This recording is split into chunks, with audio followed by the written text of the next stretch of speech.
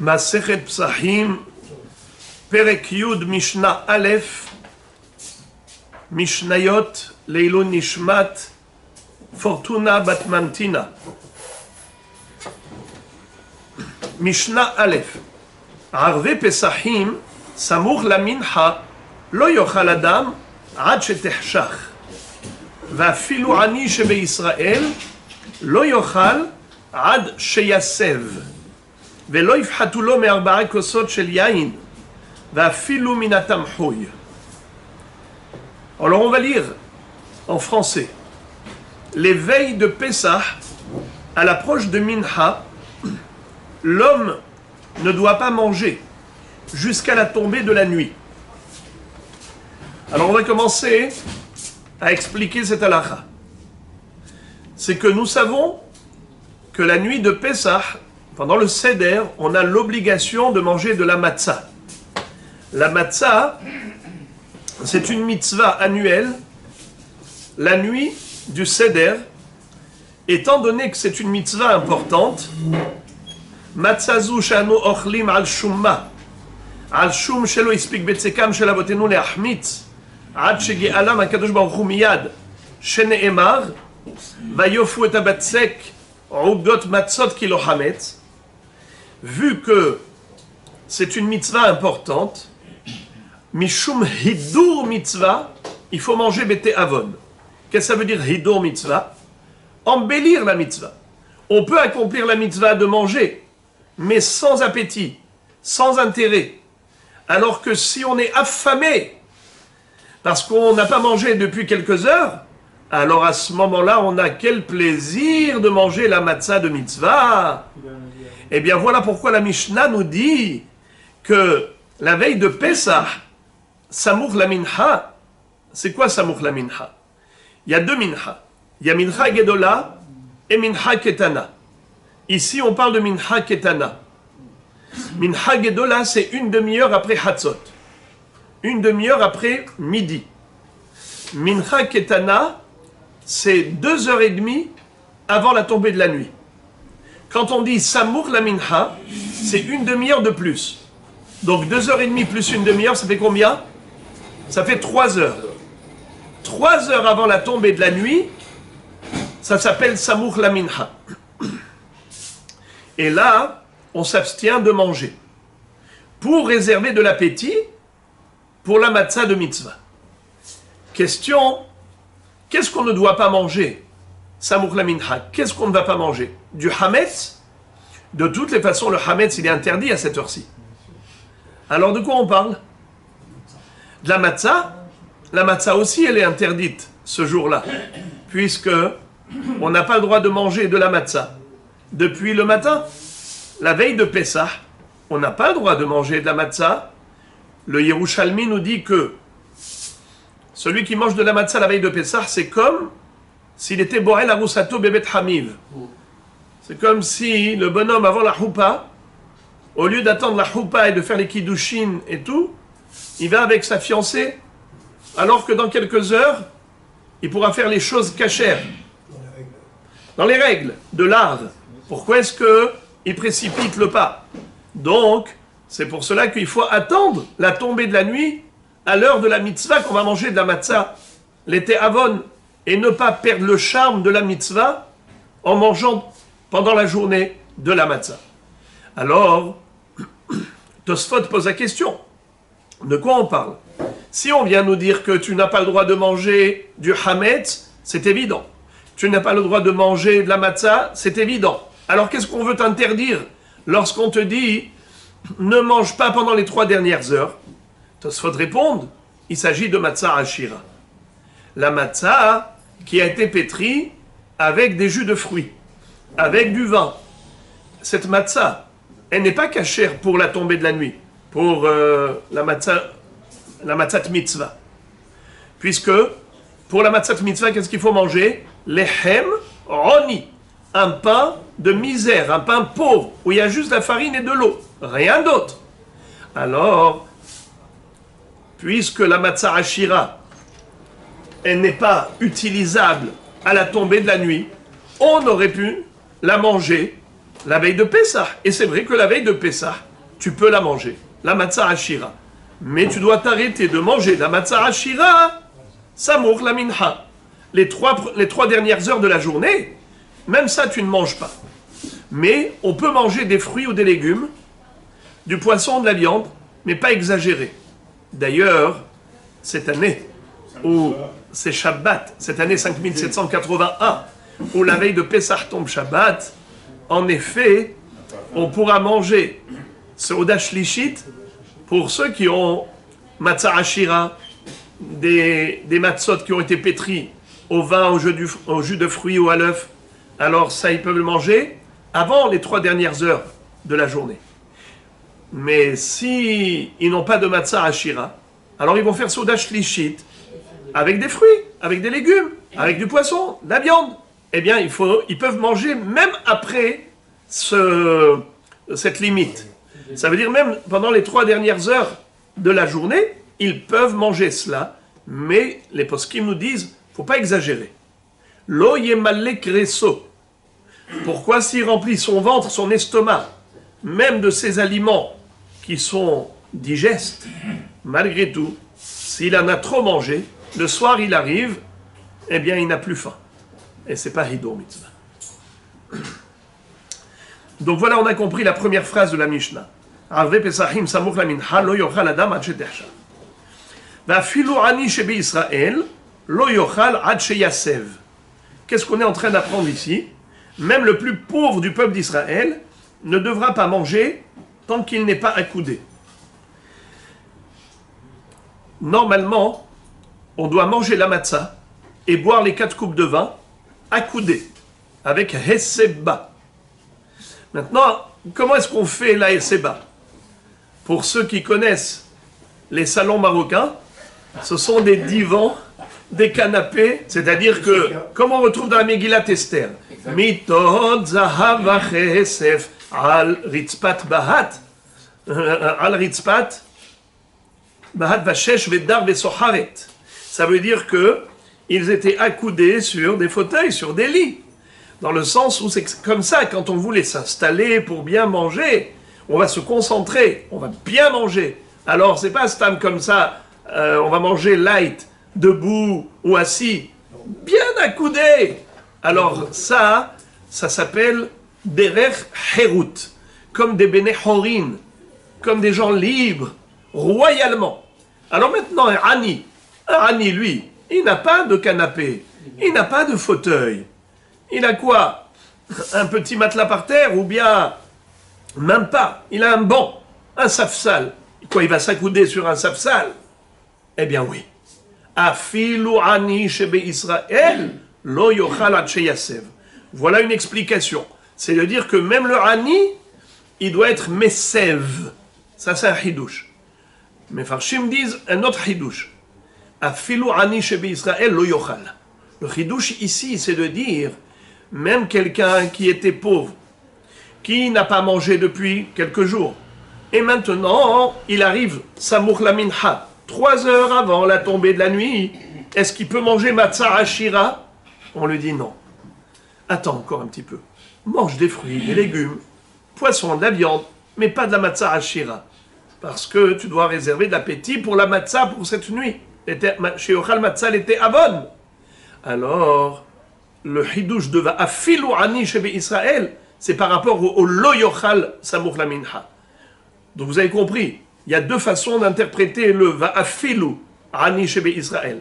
Est-ce que Va'afilu ani shebe Israël lo yochal, ou bien est-ce que Va'afilu ani shebe Israël lo yochal ad sheyasev? On a tout de même 2 hidouchim.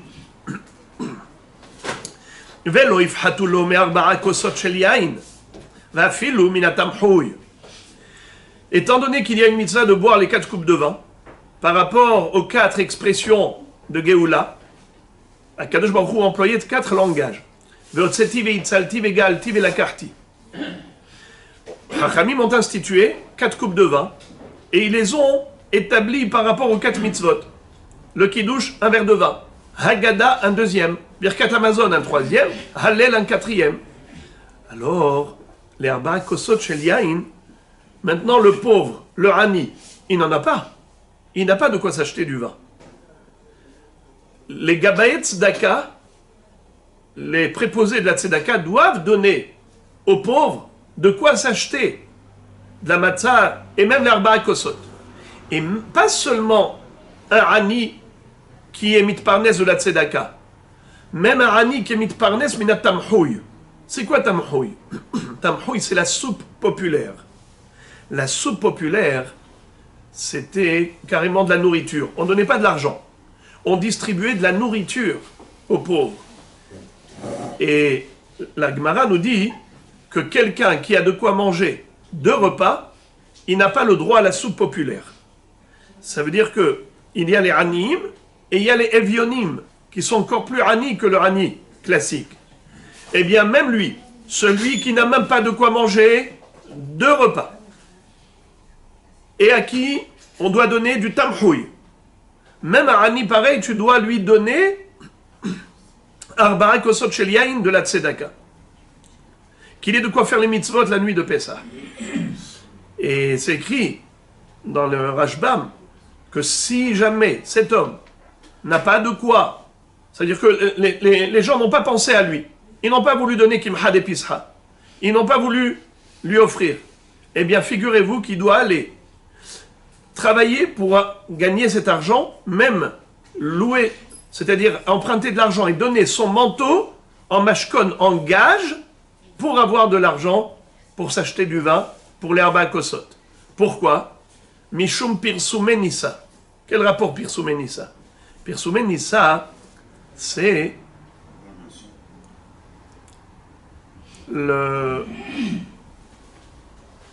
publication du miracle, exactement comme à Hanouka. Sauf qu'à Hanouka, c'est la publication du miracle à l'extérieur. Et ici, c'est publication du miracle à l'intérieur. Quand tu vas raconter à table le Nes de Yetziat Mitzrayim, c'est Pirsum Nes. Voilà l'importance de Arba'a Kosot Shel Yain. Donc, de la même façon, le Rambam a dit que même quelqu'un qui n'a pas de quoi s'acheter de l'huile pour Hanouka, il est tellement ani, qu'il n'a même pas d'argent pour s'acheter de l'huile, Shoel Omocher Ksuto. Il doit vendre son manteau, ou bien emprunter de l'argent et donner son manteau en gage pour avoir de l'argent pour acheter de l'huile pour Hanouka. Pareil pour les arba'a kosot. C'est le même principe. Pirsum nissa. Mishnah bet. Masgulo kos rishon. Première coupe de vin. On va lui servir le premier verre de vin. Juste, je voudrais vous dire que le mot masgou, dans l'hébreu moderne, comment on dit servir à boire, on dit timzogli bevakasha. Comme ça on dit. Mais en réalité, le mot mozeg, c'est couper le vin. C'est le diluer avec de l'eau. C'est ça le inyan de meziga. Meziga, c'est mettre de l'eau dans le vin. Mettre de l'eau dans son vin. Ça s'appelle meziga. Vous savez combien on mettait d'eau par rapport au vin? À l'époque, le vin, il était tellement concentré qu'il était imbuvable tel quel. Le vin haï, il était épais, c'était du concentré. On mettait 3 volumes d'eau pour 1 volume de vin. Incroyable! 75% du verre, c'était de l'eau. Tellement le vin était fort. Ça s'appelle meziga. Diluer le vin avec de l'eau. Masgulo kos rishon. Bet Shammai omrim mevarech al hayom ve'achar kach mevarech al hayayin. Ou Bet Hillel omrim mevarech al hayayin ve'achar kach mevarech al hayom. Qu'est-ce que ça veut dire? Quand on fait le kiddush, il y a 2 brachot. Il y a la bracha de Boré Peri à Geffen et la bracha de Mekadesh Israël ve'azemanim. Qu'est-ce qu'on doit faire d'abord? Est-ce qu'on doit faire d'abord la bracha de Boré Peri à Geffen et ensuite Mekadesh Israël ve'azemanim, comme nous on le fait, ou bien l'inverse? D'abord, Baruch Ata Hashem Elokeinu melech haolam, Asher bahar banu mikol am veromemanu mikol lashon vekideshanu bemitzvotav vatiten lanu Hashem Elokeinu be'ahava mo'adim lesimcha. Et comme ça on va, Baruch Ata Hashem Mekadesh Israël ve'hazemanim. Ça s'appelle Kiddush Hayom, Keddushat Hayom. Bet Shammai disent d'abord Keddushat Hayom et ensuite Boré Peri à Geffen. Bet Hillel disent d'abord Boré Peri à Geffen Et ensuite, Kedushat Hayom. Lama. Quelle est la raison de Bet Shammai et quelle est la raison de Bet Hillel? Bet Shammai disent, mon cher ami, à quel moment tu fais le Kiddush? À quel moment tu fais le Kiddush? Tu fais le Kiddush une fois que la fête est rentrée. Donc d'abord il y a Kedushat Hayom, et après il y a le Boré Prea Geffen. Ça veut dire que le Yain, le Boré Prea Geffen, tu le fais après Mekadesh Israël Ve'azmanim, parce que tu fais le Kiddush à la tombée de la nuit. Alors c'est tout à fait normal que tu suives le Seder chronologique. D'abord il y a eu l'entrée de la fête, et après il y a eu le Kiddush. Donc tu fais d'abord Mekadesh Israël Ve'azmanim, et après Boré Prea Geffen. Deuxième raison de Bet Shammai, c'est qu'ils disent Mi garam la yain sheyavo hayom. Comment ça se fait que on te demande de prendre un verre de vin et de faire kiddush? Pourquoi? Ah, parce que c'est Yom Tov, parce que c'est Shabbat. Ça veut dire que si ce n'était pas Shabbat, si ce n'était pas Yom Tov, tu n'avais aucune raison de prendre un verre de vin. Donc Mi garam lemi, qui est la cause et qui est l'incidence, la conséquence. L'origine du Kiddush, c'est le Yom. Donc on fait d'abord la bracha pour le Yom, Baruch Ata Hashem Mekadesh Israël Ve'azmanim, et ensuite Boré Prea Geffen. Bet Hillel donne aussi deux raisons pour argumenter. Bet Hillel disent, non, d'abord Boré Prea Geffen, et ensuite Mekadesh Israël Ve'azmanim. Pourquoi? Premièrement, on dit Tadir Vesheno Tadir, Tadir Kodem. Quand tu as deux mitzvot qui se présentent à toi, une régulière et l'autre irrégulière, on commence par quoi, les amis? La régulière, Tadir Kodem. Boré Prea Geffen, ça c'est plus régulier que Mekadesh Israël Ve'azmanim. Car le Kiddush, c'est une fois par semaine pour le Shabbat, une fois par an pour Pessah. Alors que le Boré Prea Geffen, c'est beaucoup plus régulier. À chaque fois que on a une mitzvah, on a un mariage, on a Brit Mila, on a une Havdalah, et ainsi de suite. Ça fait que c'est beaucoup plus régulier. Tadir Vesheno Tadir, Tadir Kodem. Deuxième raison, c'est que s'il n'y avait pas de vin, tu n'aurais pas pu faire Kiddush. Mi gorem lemi. S'il n'y avait pas de vin, eh bien on aurait fait Kiddush que dans la Tfila. D'où on apprend la mitzvah de Kiddush. Les amis, qui est-ce qui se rappelle? Mefolomdim, mitzvah de Kiddush. Mefolomdim sham. Il faut Kiddush, il faut Kiddush et Shabbat, c'est ça classe de Kiddush. Sanctifier le Shabbat. Pour sanctifier. Chazak, c'est écrit Zachor et Yom HaShabbat le Kadesho. Souviens-toi du Shabbat pour le sanctifier. Alors, Zachor et Yom HaShabbat le Kadesho, comment on peut faire ce Kiddush? Béhémet, on peut le faire même dans la Tfila. Dans la Tfila. Baruch Ata Hashem Mekadesh HaShabbat Mekadesh Israël Ve'azemanim. Et ben voilà, on a fait le Kiddush. Ah, mais qui a dit qu'il faut le faire avec un verre de vin? C'est les Hachamim. Hachamim, on dit ça ne suffit pas le Kiddush de la Tfila. Nous on veut Kiddush al kos yain malek et birkat Hashem. Étant donné que les Hachamim ont dit le Kiddush, on va pas le faire comme ça juste dans la Tfila. On va le faire al kos yain. Ça fait que s'il n'y avait pas le yain, on n'aurait pas fait Kiddush à table. On se serait suffi du Kiddush de la Tfila. Donc, mi garam la Kiddush sheye amer, yain. C'est le vin. Donc, c'est pour cela qu'il faut faire d'abord Boré Prea Geffen, et ensuite, Mekadesh Israël Ve'azmanim. Comment? On est quand même aussi midoraïta de Kiddush de la Mida. Nachot, mideoraïta, mais pas miderabanan. Étant donné qu'on a une mitzvah miderabanan de faire Kiddush à la yain, et d'ailleurs maintenant, Rabotai, écoutez un Hidush, puisque vous avez dit des Oraïta pendant la Tfila et des Rabanan sur le verre de vin, Behemet, ce qu'ils disent les poskim, c'est que la personne, elle est la kavana de ne pas s'acquitter du kiddush de Oraïta pendant la tfila, afin que la mitzvah de kiddush mide Oraïta, il la fasse avec un verre de vin. C'est préférable. Et en plus, c'est comme ça, il va être poter. Il va être poter aussi sa femme, par exemple, quand il va aller à la maison. Et il va dire, il va faire kiddush. Lui, il a déjà fait kiddush, donc il est quitte minatora. Ils n'ont pas fait la tfila. Lui, il a fait la tfila. Il est déjà quitte minatora. Eux, ils n'ont pas fait la tfila. Les femmes, ils n'ont pas fait la tfila, par exemple. Donc, elles sont chayavot de kiddush minatora. Comment il va les acquitter? Alors, il faut qu'il ait la kavana de ne pas s'acquitter de kiddush minatora dans la tfila. Comme ça, quand il va faire le kiddush al kos yain, à ce moment-là, il aura une kavana de faire kiddush mide oraïta, et en même temps, il acquittera la femme qui est chayavet minatora. Voilà, les amis. Donc, c'est ça la mahloket ben bet Shammai ou bet Hillel. ברוכים תהיו. המחלוקת הזאת היא קיימת גם בשבת. נכון. אז מה החידוש פה להביא אותה כאן? אז יפה מאוד. Donc, המחלוקת, cette מחלוקת là, on la retrouve באמת גם בשבת. Mais le חידוש ici, c'est de dire que גם ביום טוב, אנחנו מדמים יום טוב לשבת. זה העניין פה. שאין שום הבדל, בית שמאי ובית הלל, כמו שנחלקו לגבי שבת, ככה הם נחלקו גם לגבי יום טוב.